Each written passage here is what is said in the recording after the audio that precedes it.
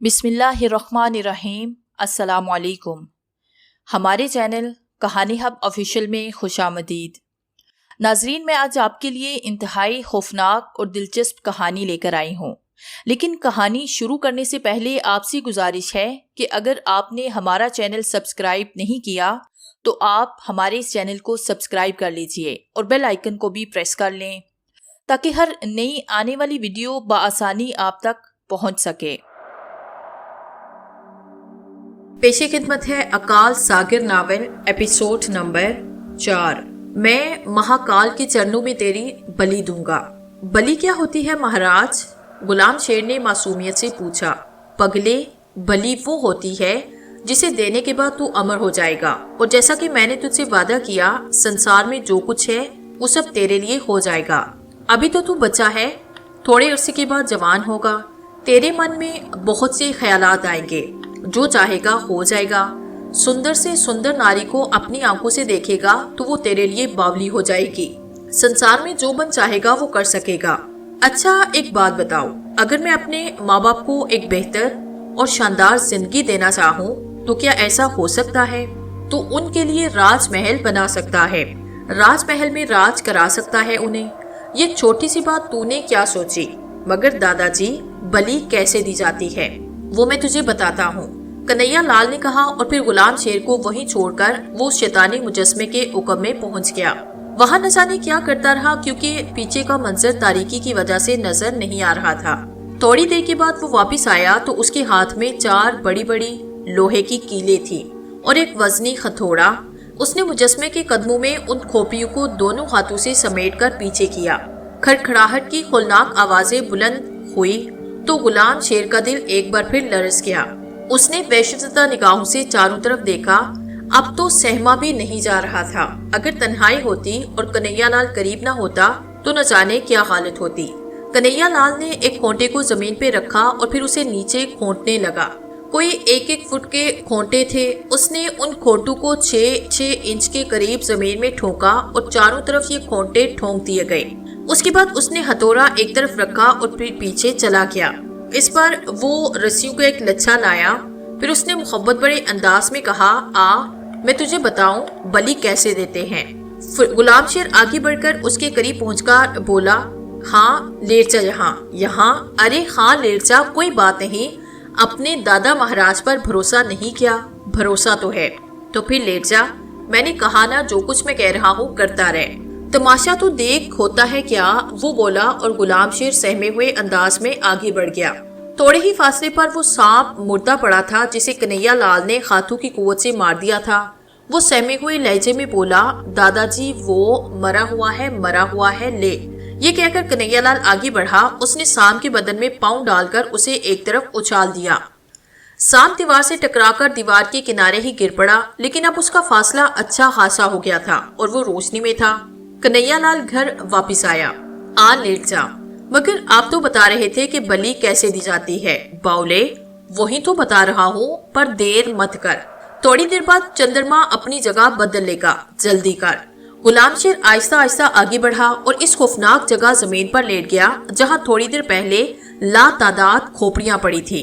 खोपड़ियों का सफेद ढेर उससे सिर्फ 1.5 फुट के फासले पर था और वो खुश खोंटों पर जुबान फेरता हुआ ये सोच रहा था कि न जाने ये कैसे कैसे लोग होंगे जिनकी खोपड़ियां इस वक्त जहाँ इस वीरान और होलनाक जगह पड़ी हुई हैं, और न जाने ये खोपड़ियां यहाँ कहाँ से आई। जब वो लौट गया तो कन्हैया लाल उसके पास बैठा। उसने हाथों में दबे हुए रस्सियों के टुकड़ों को गुलाम शेर के हाथों में बांधना शुरू कर दिया। ये अब क्या कर रहे हैं दादाजी? बलि देने का तरीका बता रहा हूँ पागल, चुप नहीं बैठा जाता तुझसे। मुझे मेरा काम करने दे। कन्हैया लाल के लहजे में एक अजीब सी सख्ती आ गई थी। उसने गुलाम शेर के सहमे हुए अंदाज में सोचा, अगर ऐसे मौके पर कन्हैया लाल कोई जुल्म करने पर उतर आए तो उसे कैसे रोका जा सकता है। कन्हैया लाल ने उसका दूसरा हाथ भी उसी तरह बांधा और गुलाम शेर सहमी हुई आवाज में बोला, दादाजी महाराज मुझे खोल दीजिए। अरे खोल दूंगा, बल्कि तुम खुद अपनी जुबान से कहना कि खुल जा तो रस्सियां खुल जाएंगी। मेरे कहने से? वही तो तुझसे कह रहा हूँ बेटा, बोलते कम है, पहले काम हो जाने दे। ये कहकर वो गुलाम शेर के पैरों के पास आ बैठा और फिर गुलाम शेर के दोनों पांव भी रस्सियों से बांध दिए। غلام شیر کو اچھی طرح اندازہ ہو گیا تھا کہ اگر وہ اب کھلنے کی کوشش کرے تو کھل نہ سکے گا۔ پتہ نہیں یہ بوڑھا دادا جی کیا کرانا چاہتا تھا۔ ایک بار پھر وہ اس جگہ گیا جو مجسمے کے عقب میں تھی، اور اس بار وہ واپس آیا تو اس کے دونوں ہاتھوں میں 2 چمکدار خنجر تھے، مڑے ہوئے خوفناک خنجر، جنہیں دیکھ کر غلام شیر کی آنکھیں ایک لمحے کے لیے خوف سے بند ہو گئی۔ اس نے آنکھیں بند کیے سہمی آواز میں کہا، دادا جی مہاراج، آنکھیں کھول دے بیٹا۔ کنہیا لال بولا، اور غلام شیر نے بہشت زدہ نگاہوں سے کنہیا لال کو دیکھا۔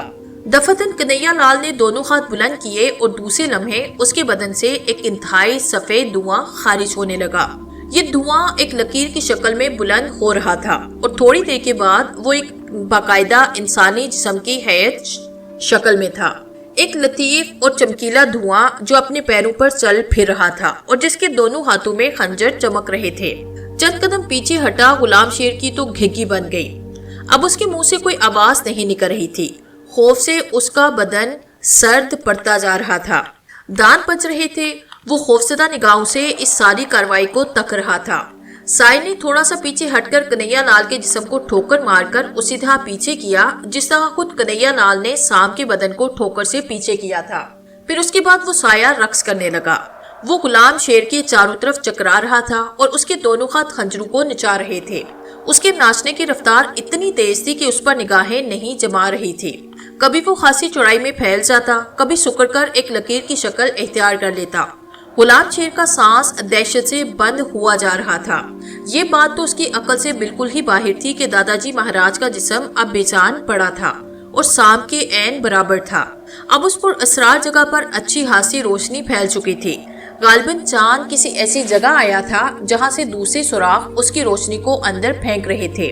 شیطانی مجسمہ چاند کی روشنی میں چمک رہا تھا۔ ایک بار غلام شیر کی نگاہیں مجسمے پر پڑی اور اس کے حلق سے دہشت بڑی آواز نکل گئی۔ مجسمے کی سرخ آنکھیں اب چاروں طرف گردش کر رہی تھی اور انتہائی بھیانک ماحول پیدا ہو گیا تھا۔ یوں لگ رہا تھا جیسے سرخ لکیریں ادھر ادھر سر سے پاؤں تک گزر رہی ہوں اور غلام شیر کا خون خشک ہوتا جا رہا ہو۔ یہ بھیانک ماحول خاصی دیر تک جاری رہا۔ پھر اچانک ہی سفید سایہ نیچے جھکا۔ اس نے خنجر کی نوک غلام شیر کے حلق پہ رکھ کر دبائی اور غلام شیر کے حلق سے خون بہنے لگا۔ اس نے ایک بار ڈری ہوئی آواز میں کہا، دادا جی مہاراج، لیکن دادا جی مہاراج ہوتے تو بولتے۔ اب تو صرف یہ خولناک سایہ اس کے گرد گردش کر رہا تھا۔ غلام شیر کو اپنے حلق سے بہنے والے خون کی چہچہاہٹ صاف محسوس ہو رہی تھی۔ خون کی لکیر آہستہ آہستہ نیچے گر رہی تھی۔ تھوڑی دیر رقص کرنے کے بعد سفید سایہ پھر جھکا۔ اس بار اس نے غلام شیر کے سینے پر ایک چڑکا لگایا اور غلام شیر خلق پھاڑ کر چیخ اٹھا، کیا کر رہے ہو تم؟ یہ کیا کر رہے ہو؟ میں پوچھتا ہوں کیا کر رہے ہو؟ اچانک غلام شیر کو محسوس ہوا جیسے کوئی ہنس رہا ہو، ایک مدھم سی ہنسی جو آہستہ آہستہ بڑھتی جا رہی تھی۔ اس کے بعد یہ ہنسی شدید سے شدید تر ہوتی چلی گئی۔ جیسے جیسے ہنسی تیز ہوتی جا رہی تھی، سائے کے رقص میں تیزی آتی جا رہی تھی۔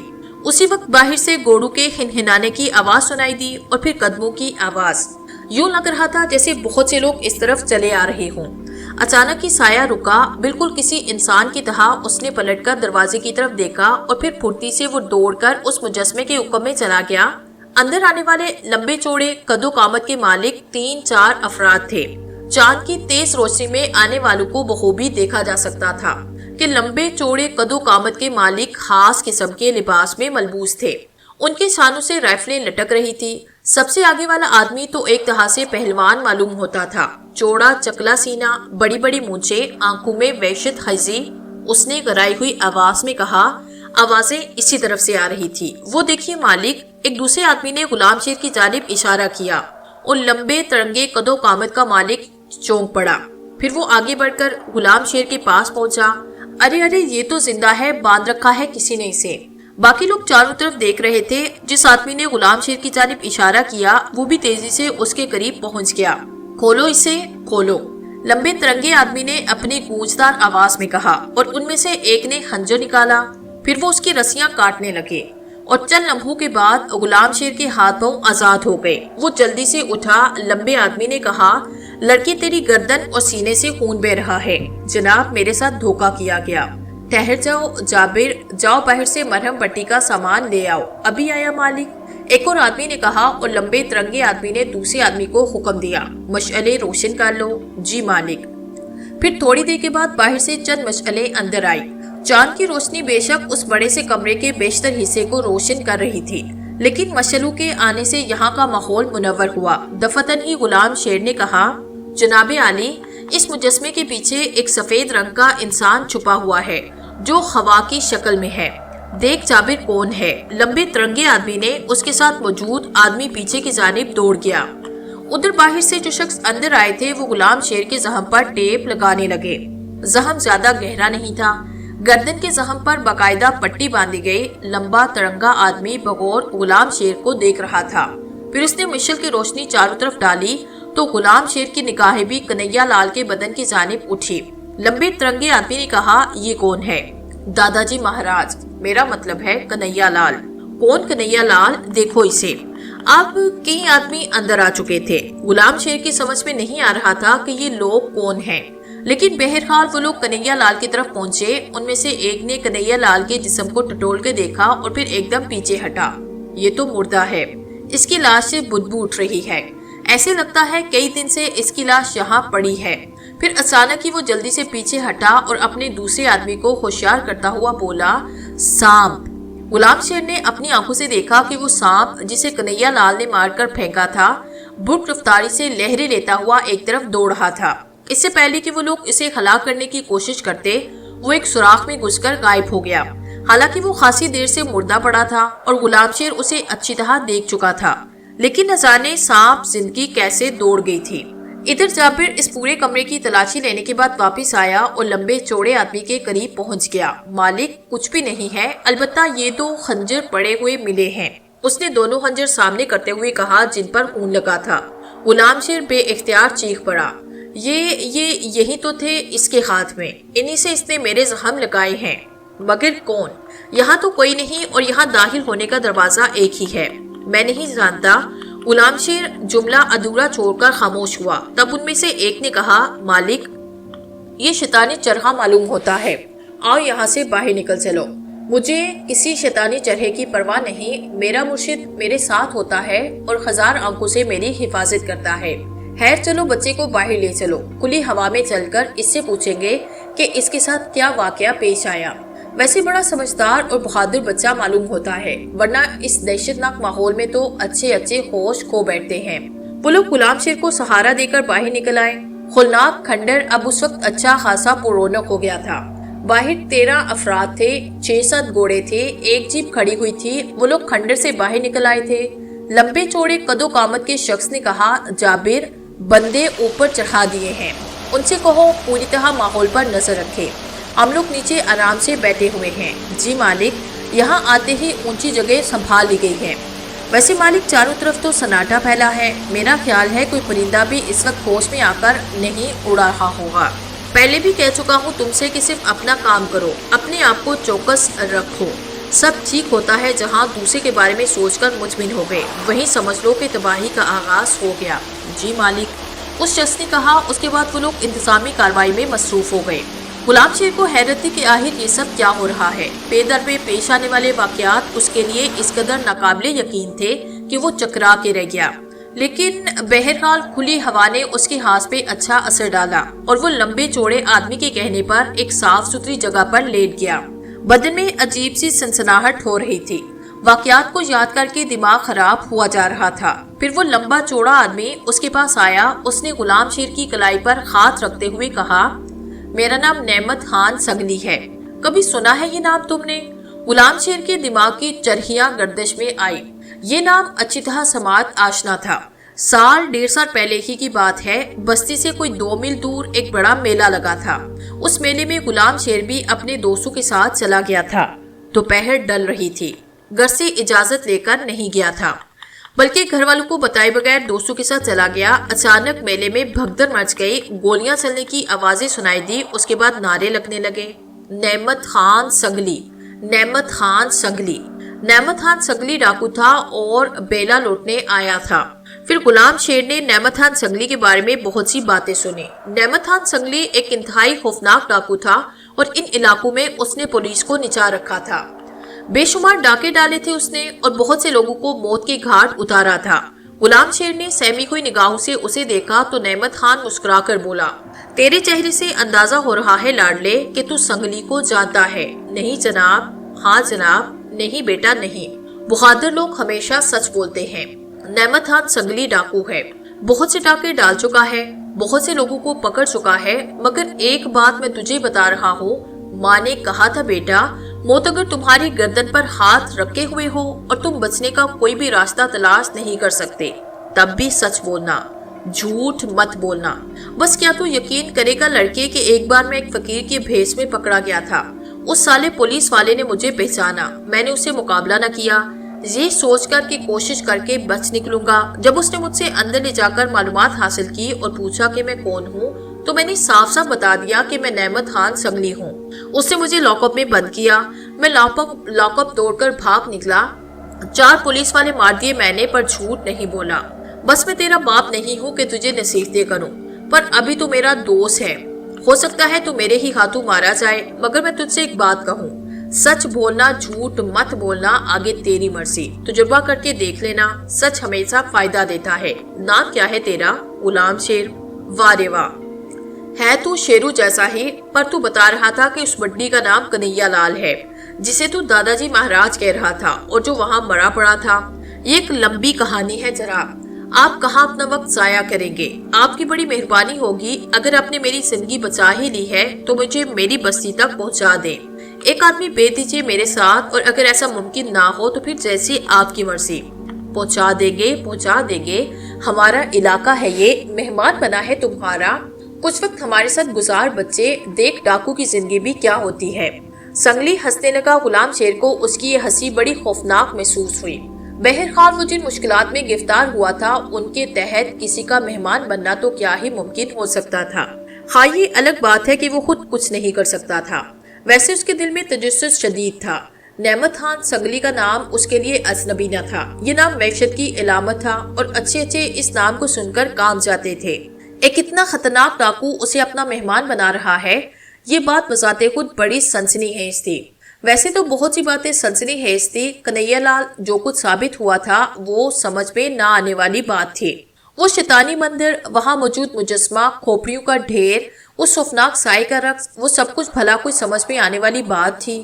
ہاں اگر سمجھ میں آنے والی بات تھی تو یہ ضرور تھی کہ غلام شیر ایک مضبوط دل کا مالک تھا، جو بڑے اطمینان کے ساتھ یہ ساری خوفناک باتیں برداشت کر گیا تھا۔ آخرکار نعمت خان سنگلی اپنے ساتھیوں سمیت اپنے ڈیرے پر پہنچا۔ کالے رنگ کی ہیبت ناک پہاڑیوں کا ایک عظیم الشان سلسلہ پھیلا ہوا تھا، دور دور تک خوفناک ویرانی نظر آ رہی تھی، لیکن ان کالے پہاڑوں کے نیچے ایک عظیم الشان دنیا آباد تھی۔ سراہوں کے دوسری طرف زندگی کی ہر آسائش موجود تھی۔ گھوڑے باندھنے کے لیے وسیع و عریض استبل پہاڑی کے کٹاؤ میں موجود تھے، 2-3 جیپیں بھی موجود تھی، بے شمار افراد ادھر ادھر آ جا رہے تھے۔ سنگلی اندر داخل ہوا۔ غلام شیر کو یہ سب کچھ انتہائی عجیب لگا، کیسی پر اسرار دنیا تھی، یہاں ڈاکو رہتے تھے۔ نعمت خان سنگلی غلام شیر کو ساتھ لیے ہوئے اندر پہنچا اور پھر مختلف راستے طے کرتا ہوا وہ ایک ایسے غار میں داخل ہوا جس کا دروازہ چوکور بنایا گیا تھا۔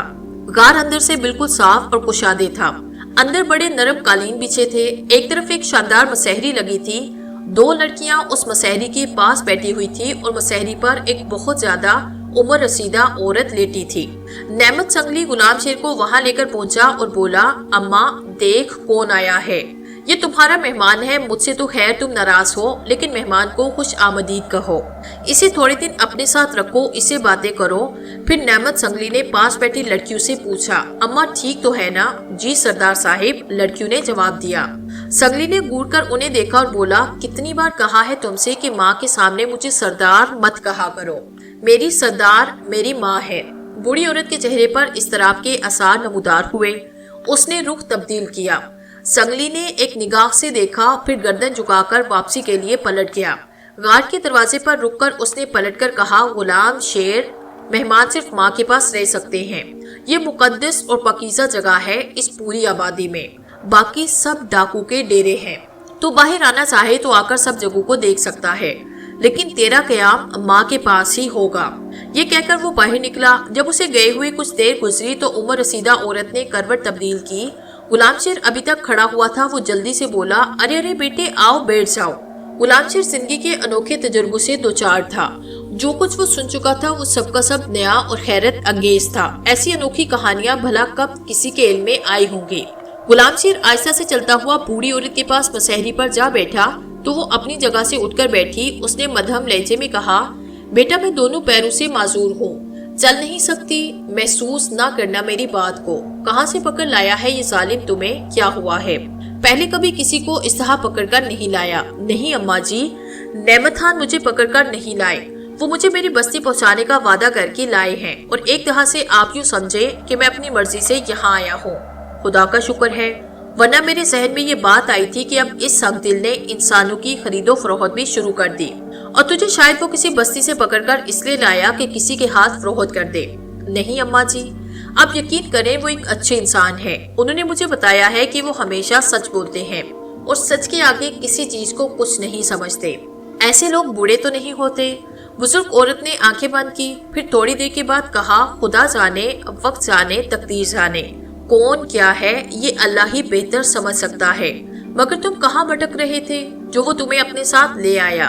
माँ जी आप ऐसे समझे कि बहुत ही अजीबो गरीब और बुरे हालात का शिकार हूँ। पता नहीं गलती किसकी है, मेरी या मेरे माँ बाप की या फिर मेरी तकदीर की। ये जख्म कैसे है? तुम्हारी कमीज पर खून भी लगा है। ऐसे लगता है जैसे तुम्हारी गर्दन पर किसी ने छुरी फेरने की कोशिश की हो।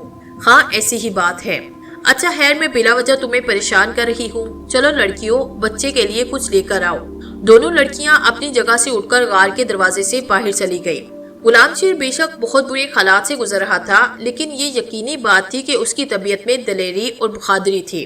वो वक्त से मुतासिर होता नहीं जाता था। जो कुछ उस पर बीती थी वो बेहद सनसनीखेज थी, लेकिन अब भी वो दहशत से बेहाल नहीं हो गया था। बूढ़ी औरत को देखते हुए उसने कहा, अम्मा जी अब संगली की माँ है।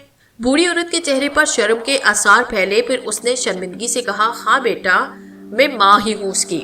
मुझे कुछ ऐसे लगा था जैसे आप उनसे नाराज हैं। गुलाम शेर बोला। औरत ने निगाहें उठाकर उसे देखा और फिर बोली, बेटे क्या एक शरीफ और खानदानी औरत अपने डाकू बेटे से खुश रह सकती है?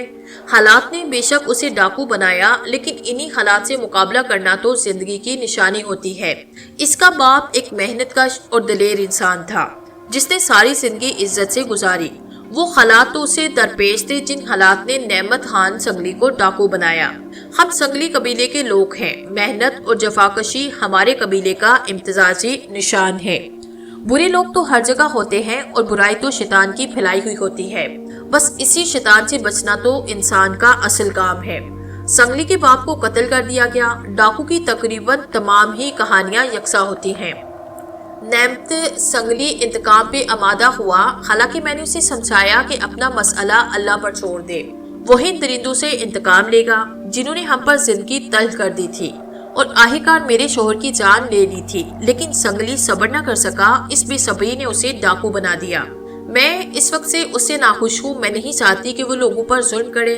वो बहुत अच्छा इंसान है, लेकिन बस उसके जुनून ने उसे डाकू बनाया। बूढ़ी औरत की आवाज लरस गई। उसी वक्त दोनों लड़कियां अंदर आई। बड़े ही आला किस्म की ट्राली धकेलते हुए अंदर आई और इस ट्राली पर बेहतरीन खुश्क मेवे और चाय का सामान मौजूद था। बूढ़ी औरत ने कहा, लो बेटे, हम यहाँ पर तुम्हें ताज़ा फल तो मुहैया नहीं कर सकते, लेकिन बाकी तुम्हारी खातिर मदारत में कोई कमी नहीं उठा रखेंगे। गुलाम शेर पर अजीब अजीब ख्यालात मुनकशिफ हो रहे थे और अब हालात का ये सिलसिला न जाने कौन कौन सा रुख इख्तियार करने वाला था।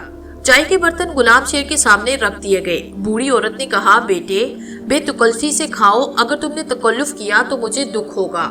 जी, गुलाम शेर ने कहा। खाने पीने का उसे खुद भी शौक था। खाने पर टूटा तो ऐसे कि सब कुछ भूल गया। बूढ़ी मुस्कुराती निगाहों से उसे देख रही थी। जब गुलाम शेर खूब शेर सिकम हुआ तो उसने चौंक कर चारों तरफ देखा और फिर शर्मिंदा हुआ। फिर उठकर बोला, माफी चाहता हूँ, मेरी माँ मुझे पेटू कहा करती है। मैं तुमसे तुम्हारी कहानी सुनना चाहती हूँ, मगर आज नहीं। अभी तो मेरे मेहमान रहोगे। वैसे एक बात बताओ, माँ के पास फौरन जाने को दिल नहीं चाहता? नहीं, मुझे सब कुछ अच्छा लग रहा है और कुछ दिन मुझे यहाँ रहने का मौका मिले तो मुझे खुशी होगी। तो मेरे मेहमान हो, जब तक दिल चाहे यहाँ रहो। चलो बिटिया, मेहमान को आराम की जगह दिखा दो। जाओ बेटे, आराम करो। गुलाम शेर अपनी जगह से उठ गया था।